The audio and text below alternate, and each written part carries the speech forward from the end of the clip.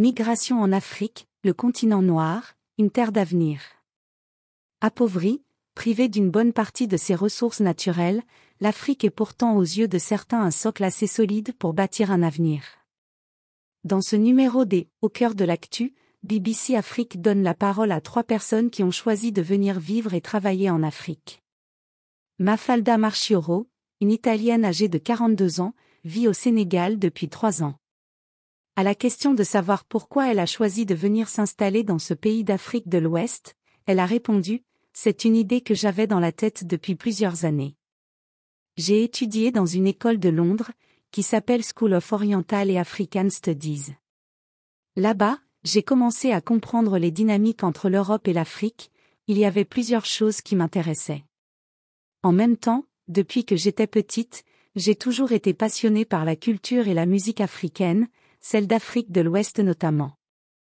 Les médias occidentaux donnant souvent de l'Afrique une image dévalorisante en l'assimilant à la famine et à la pauvreté, par exemple, BBC Afrique a demandé à Mafalda si elle a eu des appréhensions avant de venir s'installer dans ce continent. La première fois que je suis venue en Afrique, j'étais à Abidjan, puis au Togo.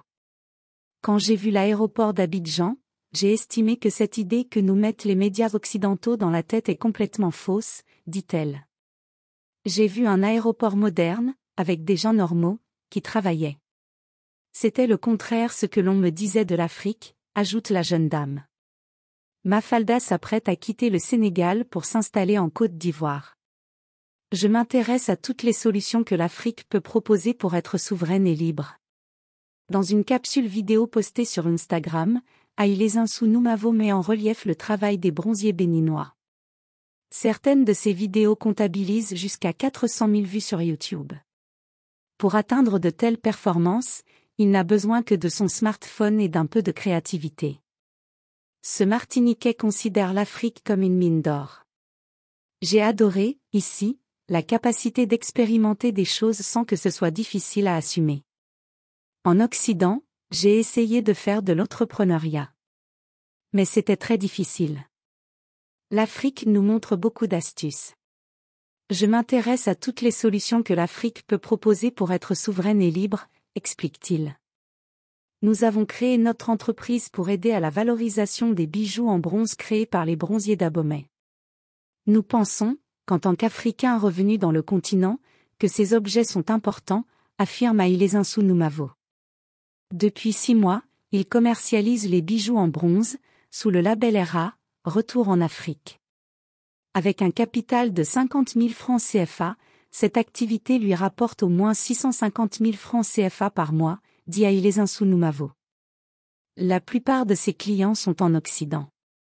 Marie Guadeloupe Sina vit en Guadeloupe. Elle a plusieurs fois contacté Haïlé Zinsou Noumavo parce qu'elle avait besoin de bijoux authentiques, fabriqués par des artisans. Quel que soit ce que vous demandez, Haïlé y met son cœur. Il attache de l'importance à chaque personne, à la présentation de chaque article et à chaque pièce, témoigne la Guadeloupéenne. Le jeune entrepreneur ajoute une touche de modernité au travail des bronziers, selon des artisans de la ville d'Abomey.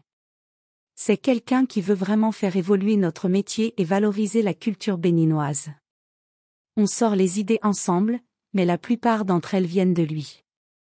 C'est grâce à lui que nous nous sommes fait connaître, témoigne l'un de ses collaborateurs. Le promoteur de RA ambitionne de vendre ses bijoux partout dans le monde, dans 5 ans, dans le but de reconnecter plus de personnes à l'art béninois en valorisant le savoir-faire des artisans.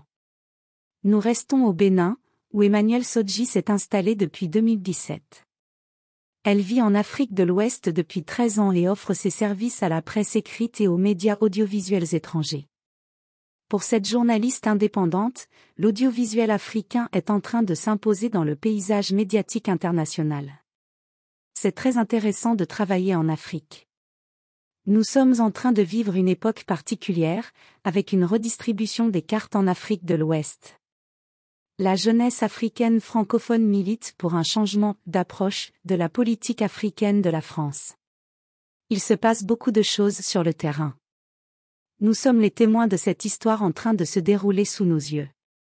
Depuis 10 ans, explique Emmanuelle Sodji, la région du Sahel connaît l'extrémisme viol.